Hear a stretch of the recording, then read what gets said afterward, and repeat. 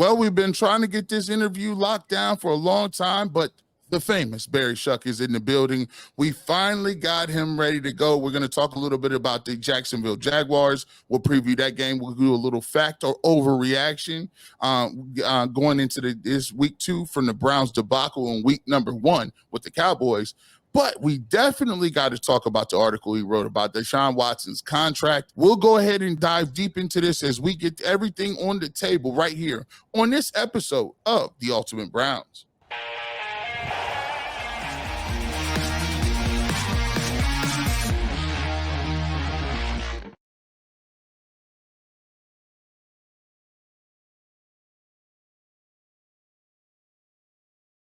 Welcome to the fast 30 minutes in all of sports. G. Bush with you right here on the Ultimate Browns. Want to thank everybody for making Ultimate Browns a part of their listening habits. We want to continue to make sure you subscribe to us on the UCSS network on all of our shows. Don't forget, we definitely just added the Buckeyes show with Tyvis Powell and Dustin Fox. So make sure you guys check that out. But without any further ado, we get right into this episode, and we're going to talk a little factor overreaction. Are we overreacting a little bit to some of the stuff we saw in the Cowboys? We'll talk about that with Barry. We'll definitely get to the Jacksonville Jaguars and the Cleveland Browns coming up on Sunday down in Jacksonville.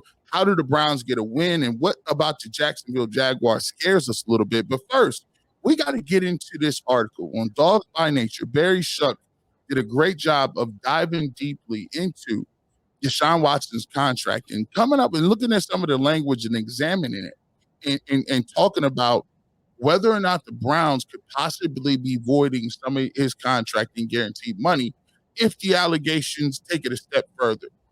Barry, first, before we get into that, how you doing today, man?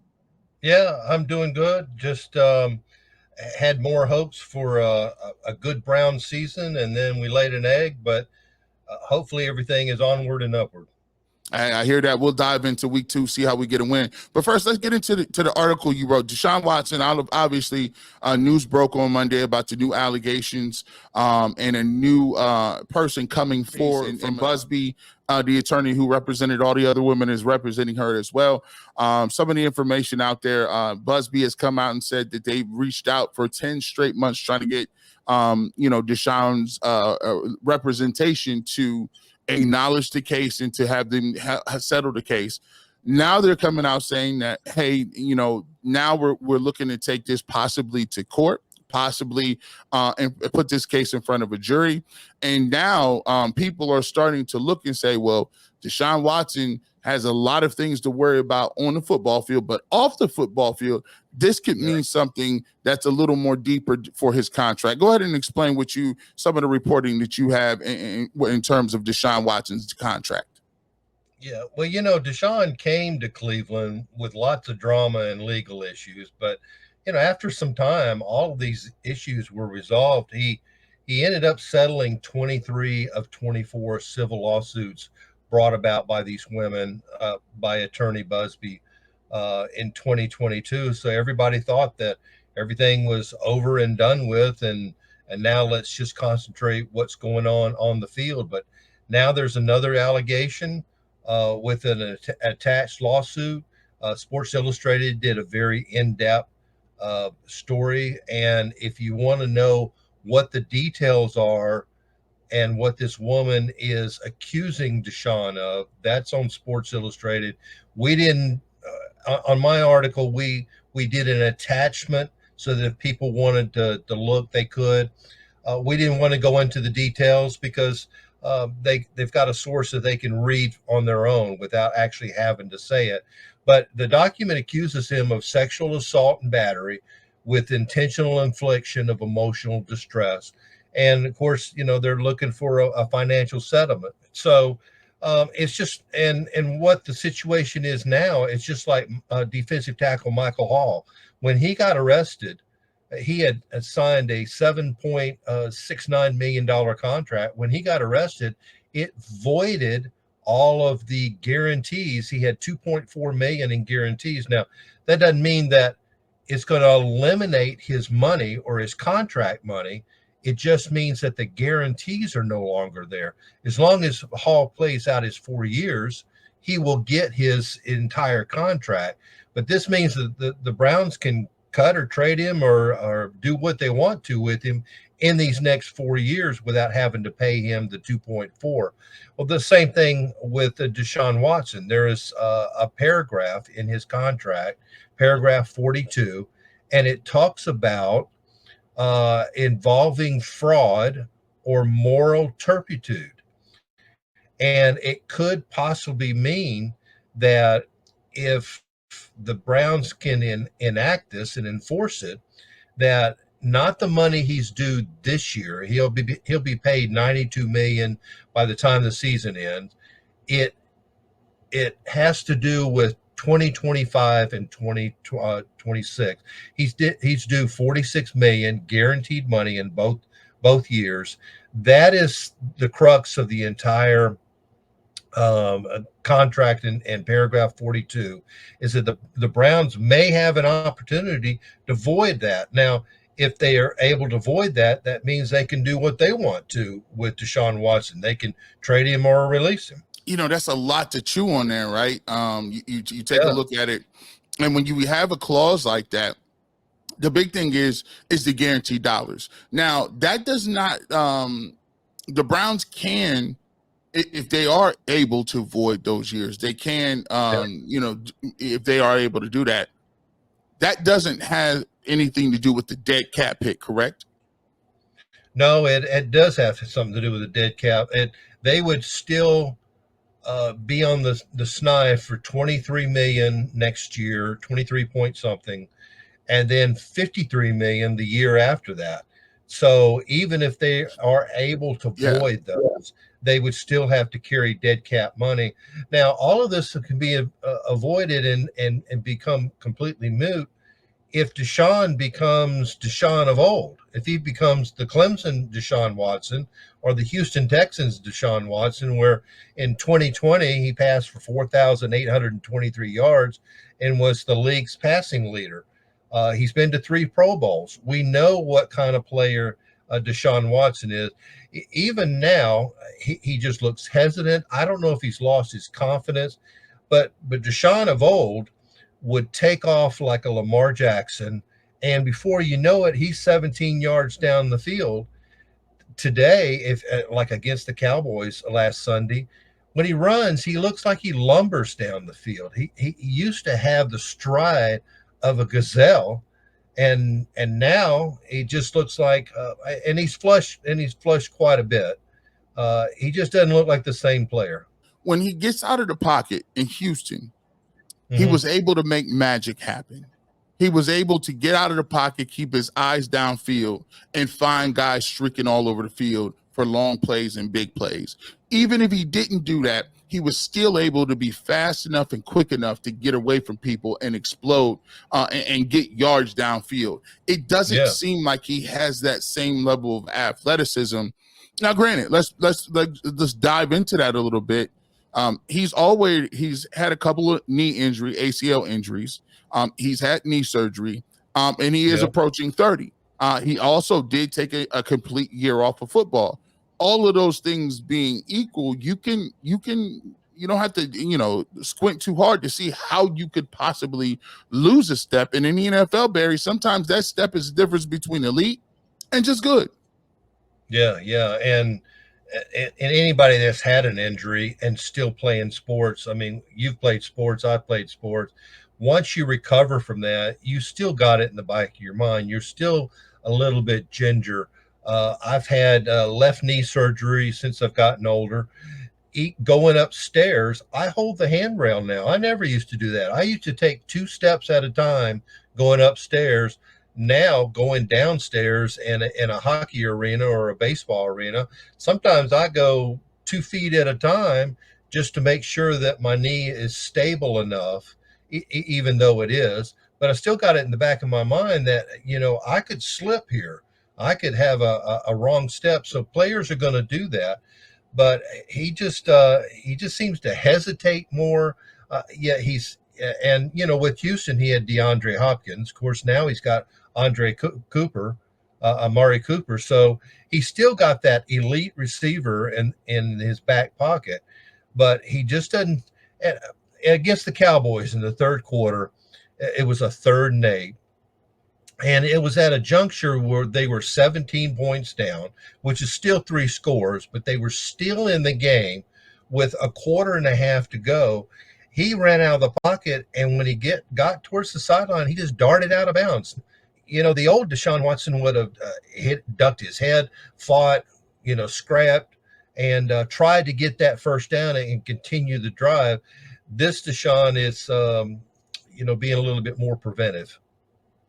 Well, listen, we're going to dive into the game, and we'll talk more about Deshaun Watson and how he is going to fare, or what the game plan is against the Jacksonville Jaguars. This is going to be a highly competitive game, I feel, and it's going to be they're going to present some things for the Browns to really think about in terms of what they need to do to come out with a win. When we get back, we'll dive into that. But first, we'll get to some other stuff later on the show, factor overreaction, and we definitely got to get some of the idioms, man.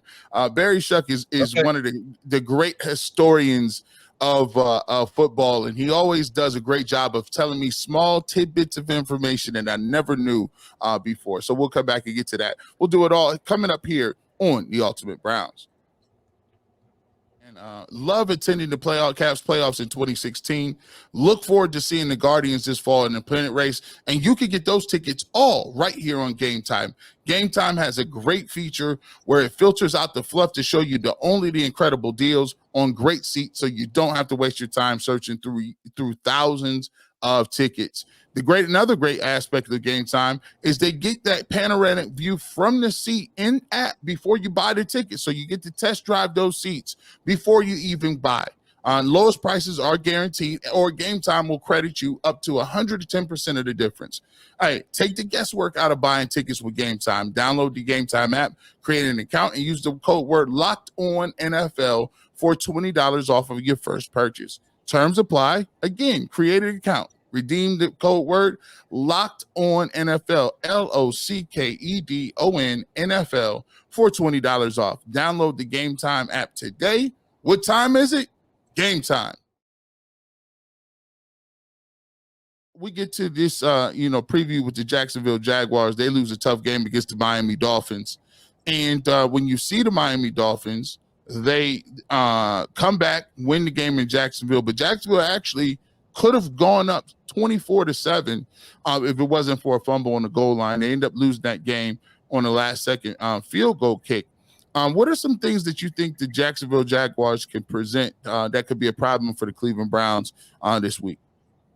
Well, look at last year. Wasn't it like every week we had a defensive player go down? It's starting over for the Browns. Just yesterday, the Browns put 4 players on IR, 2 linebackers, Tony Fields and Mohamed Diabe. They put defensive tackle Mo Hurst, which I absolutely love Mo Hurst. I think he's a great run defender. He plays his gap well, but he's also a very good pass rusher, which is unusual for a defensive tackle to be a pass rusher. And then safety Juan Thornhill. And then today they put the rookie cornerback Miles Harden on IR for 4 weeks for a shin problem. So there's 5 defenders off the Browns that are going to be gone. So and 2 of them are starters. Maybe Tony Fields is a starter. So we've got to have good depth. So already we're having defensive line problems on the defensive side. But I think Jacksonville is a very good team. Last year they had a 3-game lead in their division. They lost it when they lost 5 of their last 6 games, including 1 to Cleveland. I think they're a very good offense. They've got good players on the defense. I can see that that there could be 3 players that could give the Browns a problem. One is wide receiver Brian Thomas. Another player that could give the Browns problem is defensive end Trayvon Walker. We tend to forget that he was a first-round pick back in 2022, but he is a very good pass rusher, and has a good first step. It depends on what's going to happen with our offensive tackles. Are we going to use James Hudson again? Jeez, I hope not. Um, it's Dewan looking shaky. Dewan Jones, yeah, Dewan Jones. He had a great season last year till he got hurt, but against the Cowboys, he just looked slow. If you took a spin move or if you did a stunt on Dewan Jones, you were in the backfield. He didn't know how to pick up stunts. So what's going to happen? Trayvon Walker, he's got a 54% run stop win rate, which led all edge rushers in week one. So he's number 44. And in that Miami game, that's all I saw was him in the backfield. The other thing is the running game. We don't seem to be able to stop the run like we have in the past. You talked about ETN, but Jacksonville's also got a running back named Tank Bigsby, who did well when ETN fumbled. They put Bigsby in the game. He is going to be a huge contributor. He's a bigger back. He's a power back, and he can wear down a defense when you get him going. Yeah, Barry, listen, I'm a little concerned about the Browns defense myself. Yeah. They didn't give up too many big plays, but they were leaky in the run game. They got just enough they needed yard to move the sticks. Sometimes they got out of position on the jet sweeps. They still haven't been able to figure that out. And they play a lot of man coverage, which is feast or famine. You could get pass interference, spot fouls on that. You give up big plays, one-on-one fade routes. Also, you don't do a really good job of disguising your blitzes when you are bringing them. And so for me, I'm a little concerned about the defense. Not the fact that they're going to be terrible or anything, but the defense may take a little slide where, you're not 1, 2, or 3 in the league. You're playing maybe a top 10, top 12 defensive type of ball game. And with the offense that we have now, I don't think in the early part of the season they can afford those slips, especially playing against you talk about Trayvon Walker, you talk about Eric Armstead, you talk about Josh Allen's another pass rusher, and we're talking that you probably won't get Conklin, you probably won't get Jed Wills, and you're dealing with a Deshaun Watson who isn't seeing the field very well. He isn't getting rid of the ball on time. And that looks like he does not have that level of confidence, and the running game is non-existent up front. So this is going to be, to me, an uphill battle, Barry. Yeah, and not only that, I don't see the Browns offense. I see them having two playmakers, Amari Cooper and David Njoku, and one of those is out. So that means we're down to one. I was not impressed with Jerry Jeudy. I have never been impressed with Elijah Moore. I don't see what either one of them, why we spent high round draft, not trading for high round draft picks. I understand that one was taken in the first round, one was taken in the second round, but once you get to the league and once you're on a team, where you're drafted doesn't mean a whole lot of beans. So I just think that somebody's got to step up. Now, could that be said Tillman? Could that be this rookie Jamari Thrash? I don't know, but I know against the Cowboys, we were getting thumped the entire game, and Tillman only had one target, one pass thrown to him. Thrash didn't play at all. So it's not like they're taking out more. They're taking out Jeudy. So that is very concerning right there. As far as the defense goes, now that Shelby Harris will be at defensive tackle in place of Mo Hurst. And then, believe it or not, I thought Rodney McLeod would be inserted as the next safety since Thornhill's on IR. But on the depth chart, it's Ronnie Hickman. And that has surprised me right there. We've got the big three back there, Denzel Ward, Martin Emerson, Greg Newsome, and we still weren't able to take Dallas's passing offense, which we know is good. They were ranked 5th in the league last year in passing. They weren't able to take them down a notch or two notches. Really quickly before we move on to the next segment, what do the Browns need to do? What type of game plan they need to have to come up with a win this week? Well, they need to block. It needs to be not jailbreak on every other down. Uh, Deshaun Watson, as bad as he played, he had 36 passing yards in the first half. We weren't able to run. It's because all of these players were coming in like they were invited or something. Um, they've got to be able to have a good pocket. He was flushed a lot. He was forced to run a lot. He was sacked 6 times by the end of the game.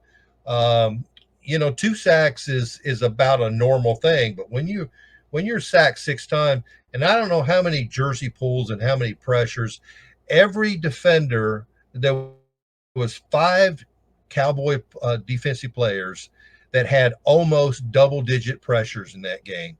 So that tells you that we've got to be able to stop that and make that pocket to where Deshaun can see the field. If he's going to be minus one of his big playmakers, which Jordan Akins is going to come in, he's adequate, but he's mainly a blocker instead of a receiver. We don't have a second great block, receiving tight end, so we're kind of SOL there. But you've got to be able to have time, and you got to be able to block, and that's going to go on the shoulders of not only DeJuan Jones but also James Hudson. It'll be interesting to see if they can get it done, Barry. We'll move along, and hopefully the Browns can figure out something offensively. If not, I'll tell you my prediction coming up here on the Ultimate Cleveland Sports Show tomorrow. Make sure you guys watch the show. I'll let you know what my prediction are, but if they don't get something going offensively, it could be a long day in Florida. Is it fact or overreaction with some of these statements with the Cleveland Browns? We'll play the game with Barry, also get some of his famous idioms. We'll come back and end the show right here on the Ultimate Browns. Listen, don't forget about our other shows that we got coming up. Ultimate Guardians, Zach Miles will add on the Bull, one of the best baseball podcasts you're going to hear. Make sure you guys check those guys out. We also have Cavs content. Jason Lloyd and Mikey McNuggets, Ultimate Cavaliers, season rapidly approaching. They'll be reporting to training camp soon. Ultimate 216, we got Earl the Pearl, my man. He'll be doing a mix of sports and culture. Look out for his latest episodes coming up. He'll be having those as well. And of course, you know what we got going on over here. Ultimate Browns 2 times a week. Those episodes are going to be coming out on Tuesday and Friday. A little bit of different schedule this week, but we'll be back on schedule next week, Tuesday and Friday, right here on the UCSS network.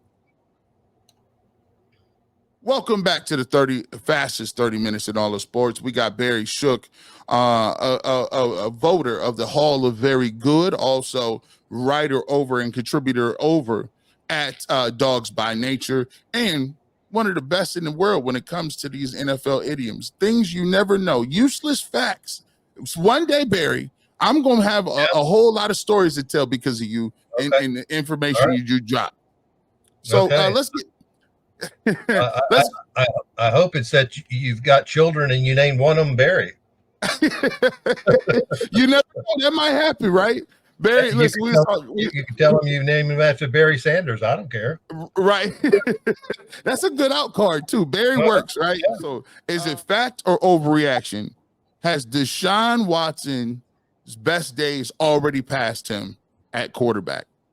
Oh gosh, I hope not. I hope that the Cowboys game is just a blip. I'm not that confident that it's not what it is, because it is what it is. But I do know that his offensive line was not helpful to him. So I'm going to reserve that he's still got it in him, and that if he can stay healthy, which he hasn't with the Browns, he's only played in 23 games. This is his 3rd season. I'm hoping that he'll regain that. Now, will he play at a Pro Bowl level? I don't know, but I'm hoping that he can get back into that top 10 as far as quarterbacks, and maybe he'll be right behind Baker Mayfield. Okay, well, there you go. Listen, I'll put that in the case of that's an overreaction. So you think that he has time to get it turned around? Okay. Fact: if the Cleveland Browns lose against the Jacksonville Jaguars, they will not make the playoffs. Is that a fact or overreaction? That's an overreaction, because just because you're 0-2 doesn't mean that your season is gone. Um, I can remember the Cowboys in the 90s when Emmitt Smith was a holdout, and they were 0-2 and they won the Super Bowl that year. So, when you get into about your fourth, fifth, sixth game and you've got a losing record, that's when it becomes destitute there. And a lot of times you're starting to play other players, but you're still got that hope that you can make a playoff.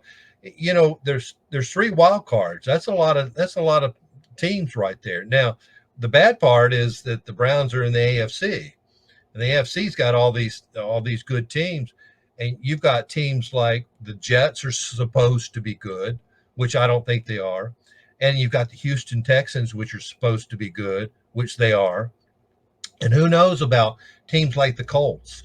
And then, even our own division, is the Bengals going to be better?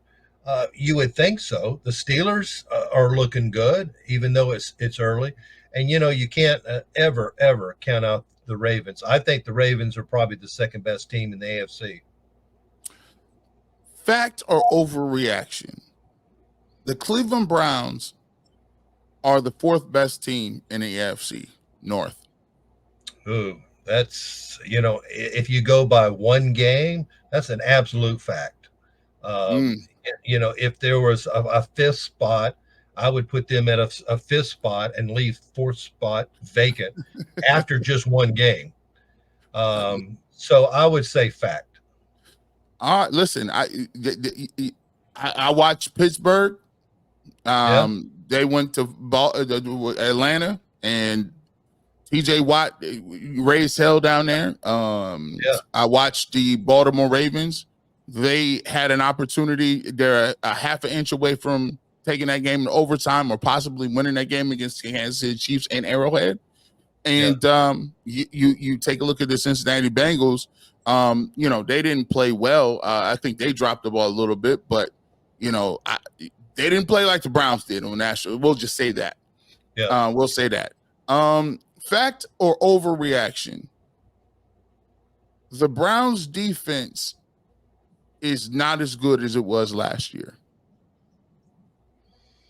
Well, we're still dealing with a sample size of one game, mm-hmm. and one game. I'll say this, and you've played defense, and I've played defense. When you're on the field that much, the first 7 possessions that the Browns kicked a field goal on their first possession, they were all 3 and outs.